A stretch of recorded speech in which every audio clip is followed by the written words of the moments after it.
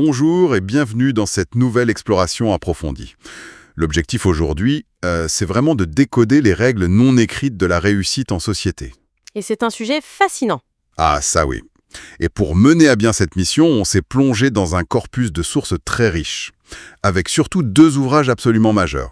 Oui, on a Habitus de la sociologue Doris Mertine Exactement. et Le poids des apparences du chercheur Jean-François Amadieu. La mission de notre analyse d'aujourd'hui, c'est de comprendre comment les signaux extérieurs qu'on émet influencent de manière drastique notre trajectoire, que ce soit professionnelle ou personnelle. C'est tout un programme. On y va, déballons tout ça. Il y a un fait qui reste souvent assez tabou dans notre culture, c'est que l'apparence compte, et elle compte énormément. On n'aime pas trop l'admettre en général. Non, c'est sûr, il y a ce proverbe coréen cité dans nos notes qui résume ça avec une poésie redoutable. Les vêtements sont des ailes. C'est une très belle image. Ouais, et on a un équivalent bien connu en français avec « l'habit fait le moine ». L'extérieur, c'est littéralement la première page d'une histoire. Et le monde qui nous entoure décide de lire la suite ou de refermer le livre direct, en l'espace de quelques secondes à peine. C'est un point de départ crucial. Et je pense qu'il faut immédiatement poser un cadre analytique très clair ici. Oui, vas-y. La philosophie de nos sources aujourd'hui, ce n'est absolument pas d'encourager la superficialité ou le mensonge. Surtout pas. Il ne s'agit pas du tout de se créer un faux personnage. Bien au contraire. L'enjeu fondamental, c'est d'aligner l'enveloppe extérieure sur les compétences intérieures réelles. Pour que ça matche, en fait. Voilà. L'apparence, lorsqu'elle est maîtrisée et comprise, elle agit simplement comme un canal de communication fluide. Elle permet aux autres de voir, dès le premier coup d'œil, ce qui est déjà solidement présent à l'intérieur. C'est une question de lisibilité pour le cerveau humain. Exactement. Le cerveau cherche constamment des raccourcis pour évaluer son environnement. Et refuser cette réalité par pur idéalisme, c'est finalement se priver d'un levier d'action considérable. Et justement, passons aux chiffres. Ah, les fameux chiffres de Jean-François Amadieu. Ils provoquent un véritable choc. Les données sont implacables. Une présentation soignée génère ce qu'il appelle une prime à la beauté. Et c'est pas un petit avantage marginal, hein. Pas du tout. Ça se traduit concrètement par un salaire de 10 à 15% supérieur sur l'ensemble d'une carrière. C'est astronomique quand on y pense. Et c'est énorme. Mais voici le fait encore plus surprenant. Et peut-être un peu dérangeant pour la vision purement méritocratique qu'on a du monde du travail. À compétences strictement égales, 82% des recruteurs en France 82%, oui. placent l'apparence comme le critère numéro 1, devant le diplôme. Et devant l'expérience. Comment on peut expliquer une telle disproportion ? Ce qui est fascinant ici, c'est vraiment la mécanique psychologique cachée derrière ces 82%. Il faut bien comprendre qu'il ne s'agit pas d'une prime à la beauté génétique. On ne parle pas de ressembler à un mannequin sur un podium. Non, pas du tout. Ce que le cerveau de ces recruteurs récompense, et très souvent de manière inconsciente, c'est la cohérence. C'est vraiment le mot-clé. La cohérente. L'astuce d'alignement qu'on retrouve dans ces recherches est simple. La tenue vestimentaire et la présentation générale doivent raconter très exactement la même histoire que le CV. Je vois. Imaginons un CV qui promet de la rigueur, un sens aigu de l'organisation et un professionnalisme à toute épreuve. Le candidat parfait sur le papier. Voilà. Mais si la personne qui se présente affiche une apparence négligée, le cerveau de l'interlocuteur perçoit immédiatement une dissonance. Il y a un signal d'alarme invisible qui se déclenche. C'est ça. La maîtrise des codes visuels est donc primordiale pour rassurer ce besoin de cohérence. Et cette idée de cohérence, elle nous amène tout naturellement au cœur du travail de Doris Mertine et à ce fameux concept d'habitus. C'est un terme qu'on entend parfois en sociologie. Souvent associé à Pierre Bourdieu d'ailleurs, mais la façon dont elle l'aborde dans son livre est extrêmement pragmatique, très applicable au quotidien. Absolument. Doris Mertine définit l'habitus comme une deuxième nature. C'est en quelque sorte une carte de visite invisible. Une carte de visite invisible. J'aime beaucoup l'expression. Ça englobe de multiples facettes. La façon de parler, la façon de marcher, le choix des vêtements, et même la manière d'occuper l'espace dans une pièce. Historiquement, on a longtemps considéré ça comme une fatalité, non ? Un héritage social rigide, un peu figé dès la naissance. Oui, mais le changement de paradigme majeur qu'elle apporte, c'est que l'habitus est une compétence dynamique. Ce n'est pas une prison. Non. Ça s'apprend, ça s'observe, ça se sculpte, et pour rendre la chose concrète, elle décompose cet habitus en 7 capitaux distincts que tout le monde peut développer consciemment. Alors, explorons ces fameux 7 capitaux. Le premier sur la liste, c'est le capital physique. Le corps, en fait. Nos sources expliquent que le corps n'est pas juste un emballage aléatoire. C'est perçu comme un dossier, un témoignage vivant de la discipline de quelqu'un. C'est très vrai. Quand une personne se présente avec soin, elle indique silencieusement au monde qu'elle prend soin des choses importantes. Et c'est là qu'intervient l'effet de halo. Ce fameux biais cognitif. Voilà. Le cerveau de l'interlocuteur extrapole immédiatement à partir d'un seul trait positif. Il se dit si cette personne est si méticuleuse sur sa tenue, elle doit inévitablement être organisée et fiable dans son travail. C'est un raccourci très puissant, mais si l'on relie cela à la situation dans son ensemble, il y a une dimension neurologique qui va bien au-delà de la simple perception des autres. C'est-à-dire? C'est ce que la science appelle la cognition incarnée, ou l'enclosed cognition en anglais. D'accord. Le vêtement ne modifie pas seulement le regard de l'autre, il reprogramme littéralement le cerveau de la personne qui le porte. Oh, waouh! Les recherches mentionnent une expérience absolument fascinante sur ce point. L'expérience de la blouse blanche. Oui, une étude très célèbre. Ah, j'ai vu passer ça dans nos notes. C'est l'expérience avec les étudiants et les tests d'attention, c'est ça? Exactement celle-ci. Les chercheurs ont rassemblé des étudiants et leur ont demandé de passer des tests de concentration très exigeants. Ok. À un groupe, on a donné une simple blouse blanche en leur disant qu'il s'agissait d'une blouse de médecin. À un second groupe, on a donné exactement la même blouse. La même blouse. Oui, mais en leur disant que c'était une blouse d'atelier de peintre. Eh bien, les résultats sont stupéfiants. Qu'est-ce qui s'est passé? Les étudiants qui pensaient porter la blouse de médecin ont vu leur niveau de concentration et de précision exploser par rapport à l'autre groupe.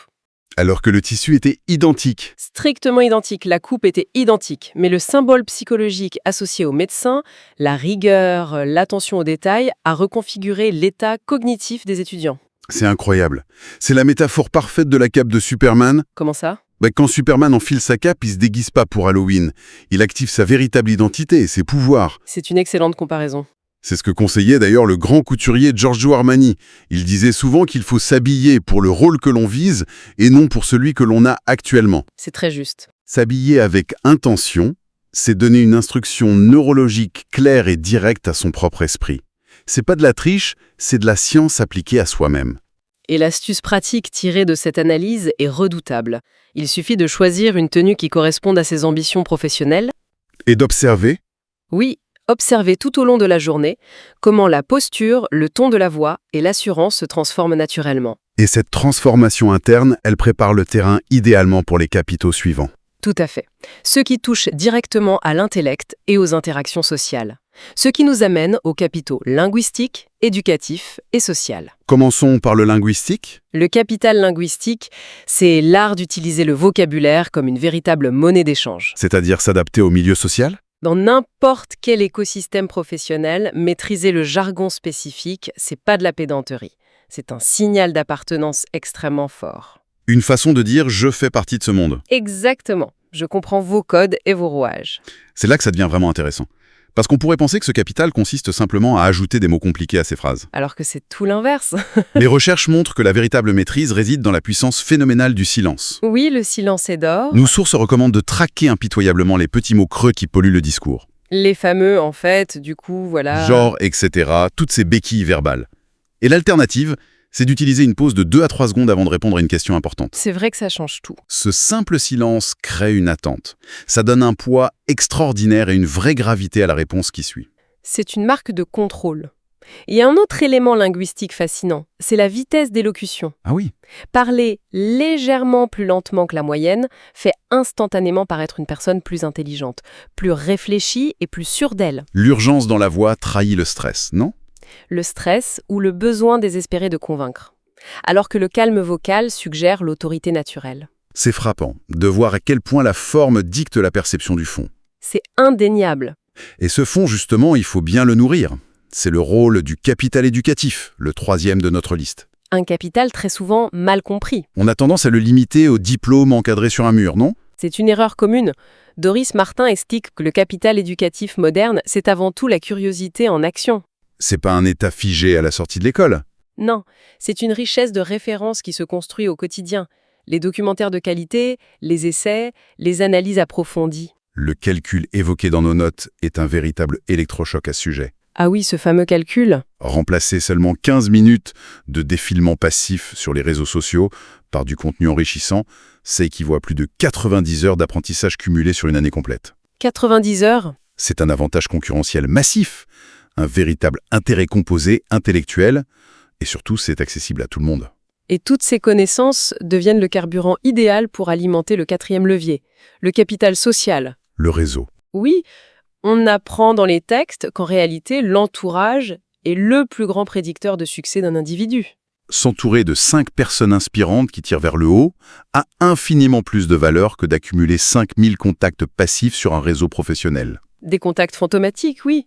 Et la clé de voûte de ce capital social, c'est la générosité. Ça va à l'encontre de la mentalité transactionnelle habituelle. Totalement. Le réseau ne se construit pas dans l'extraction immédiate. Il se bâtit dans le don. L'astuce pratique recommandée est remarquable de simplicité.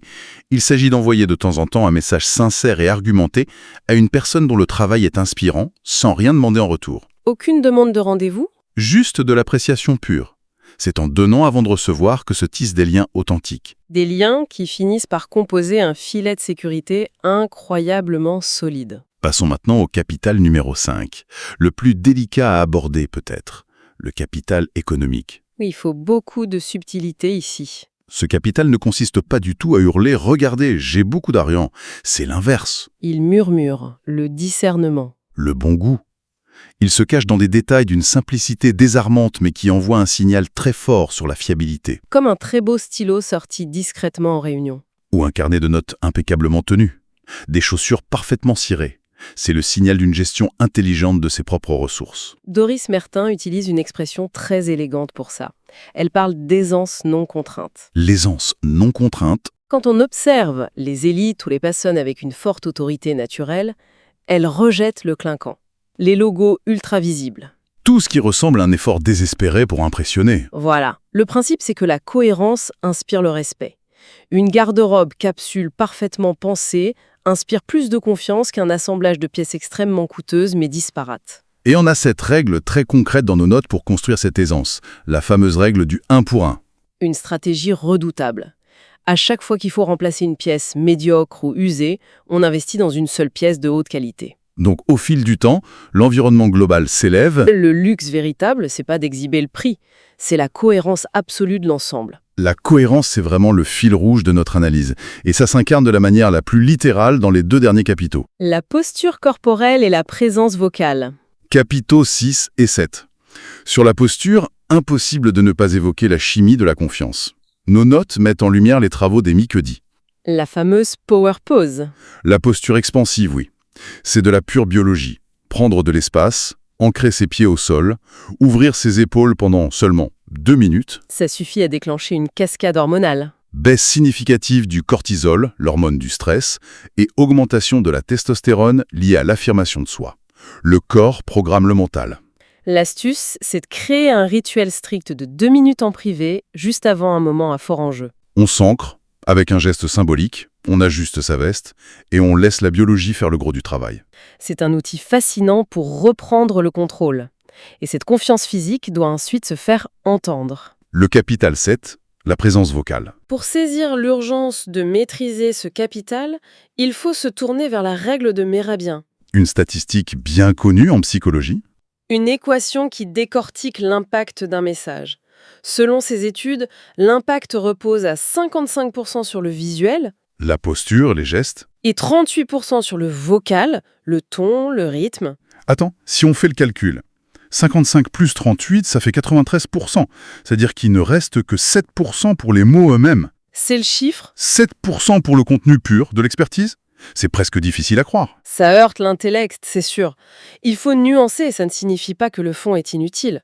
Mais si les 55% du visuel et les 38% du vocal sont en contradiction avec les mots, Le cerveau rejette le message. la forme agit comme un filtre d'authenticité. Un message brillant peut perdre 93% de son impact si la voix tremble ou si la posture est abâchie. La présence visuelle et vocale doit impérativement s'aligner sur la qualité du contenu. C'est une vraie claque. Il faut considérer sa voix comme un instrument de musique.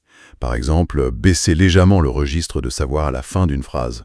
Une technique prouvée pour affirmer une autorité sereine. Mais le grand secret, c'est le pouvoir acoustique du sourire. Le sourire s'entend. Même au téléphone sans caméra? Sourire modifie la forme des cordes vocales. La voix devient instantanément plus chaleureuse et paradoxalement perçue comme plus compétente. C'est purement mécanique.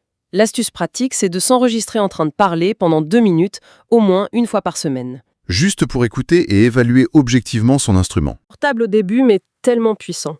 Ça permet de se confronter à la réalité crue de ce que les autres reçoivent. C'est l'essence même du travail sur l'habitus.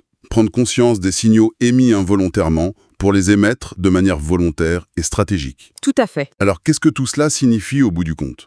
Si on fait la synthèse, le message de ces deux ouvrages est profondément libérateur. Et très positif. Prendre le temps de soigner ces 7 capitaux, ce n'est en aucun cas un acte de vanité. C'est un acte de profond respect envers soi-même. C'est reconnaître que nos compétences ont de la valeur. Et donner la permission à ses propres ailes de se déployer complètement. Pour que le monde puisse voir la véritable richesse à l'intérieur. La maîtrise de son habitus ne sert pas à se transformer en quelqu'un d'autre. Ou à jouer un rôle. Non. Doris Mertin et Jean-François Amadieu fournissent des clés pour mettre en lumière le beau dedans en s'appuyant sur les codes du beau dehors. Construire un pont solide entre l'identité profonde et la réalité sociale. Cela soulève d'ailleurs une question très importante. Laquelle? Si on projette ces concepts dans notre réalité immédiate, si la posture physique et les vêtements dictent à ce point la biochimie interne et l'impact sur les autres, Oui. que devient cet habitus dans un monde professionnel qui bascule vers le virtuel? Ah oui, le télétravail. Télétravail massif, réunion en pyjama avec caméra éteinte, le risque n'est-il pas de perdre complètement les bénéfices de cette cognition incarnée? C'est une excellente question. Il faudra probablement inventer les codes d'un tout nouveau capital numérique, une présence virtuelle maîtrisée pour continuer à déployer ses ailes derrière un écran. C'est une réflexion absolument fascinante, un vrai défi pour l'avenir de nos interactions, et une piste à garder en tête pour évoluer dans ce monde en mutation. Absolument. Merci pour cette écoute attentive lors de cette exploration approfondie.